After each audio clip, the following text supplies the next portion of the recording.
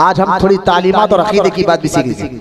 मरहूम अशरफ समनानी रहमतुल्लाहि ताला अलैह, जब आप आखिरी वक्त आ गया दुनिया से जाने का, तो मखदूम अशरफ समनानी ने अपने बेटे, जो आपने तो शादी नहीं की थी, आपने अपने बहन के बेटे को अपना जानशीन बना लिया था, जिनका नाम सैयद अब्दुल रज़ाक था।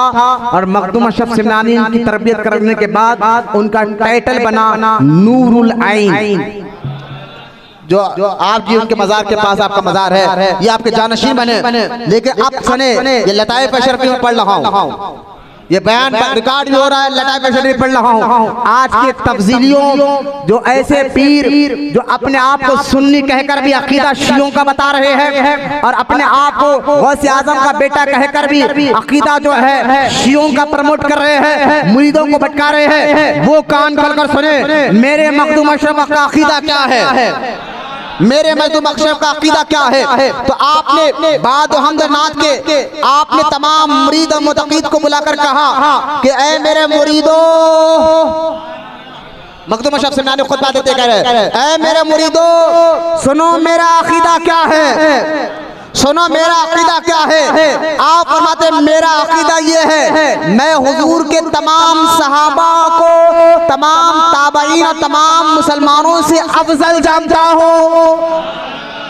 हुजूर के तमाम सहाबा को, तमाम ताबईन और तमाम क़यामत तक जितने मुसलमान आए उनसे अफजल जानता हूँ। फिर फरमाते हैं मेरे मुरीदो सुनो, तमाम सहाबा में अब सबसे अफजल पहले अबू बकर है।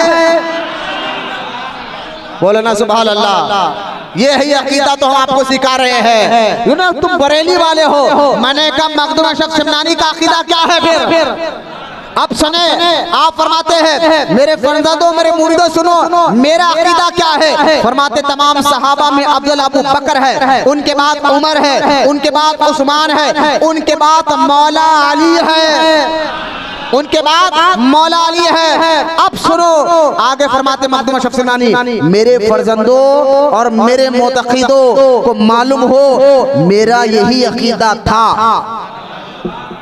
बोलो ना सुभान अल्लाह। मेरा यही अकीदा था और यही है और यही अब तक रहेगा। ये जुमला लिखा हुआ, यही था यही रहेगा। जिस शख्स का ये इत्तेकाद ना हो, जिसका ये अकीदा ना हो, तो मखदूम अशरफ समनानी कहते वो गुमराह है और जिंदीक है, वो गुमराह है और जिंदीक है। अब दो फतवा मखदूम अशरफ समनानी पर, दमादम मस्त कलंदर, यही तो अकीदा मखदूम अशरफ समनानी बता रहे हैं ना। अब बताओ, अब छेड़ो कि तो हम करें तुम बरेली वाले हो, आला हज़रत के मानने वाले हो।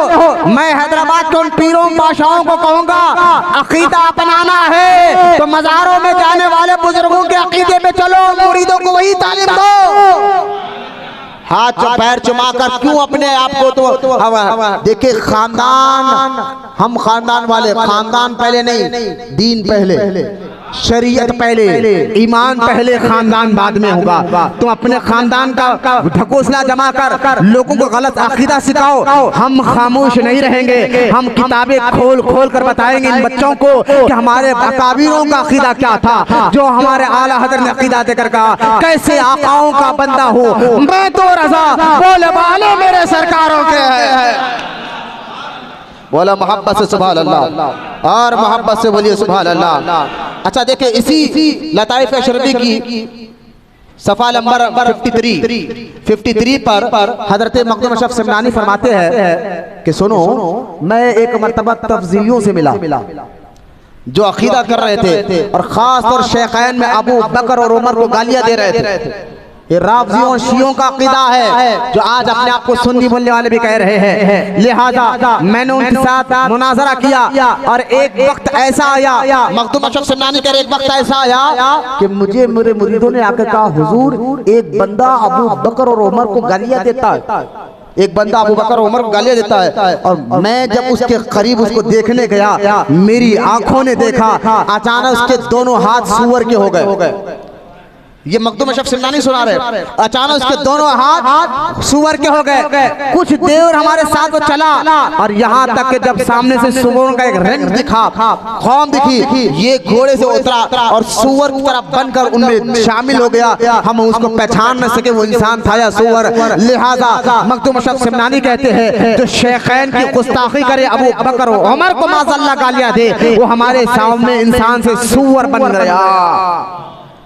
ये अकीदा बच्चों का खेल थोड़ा ही है, बुजुर्गों का अदब करने वाले बनो।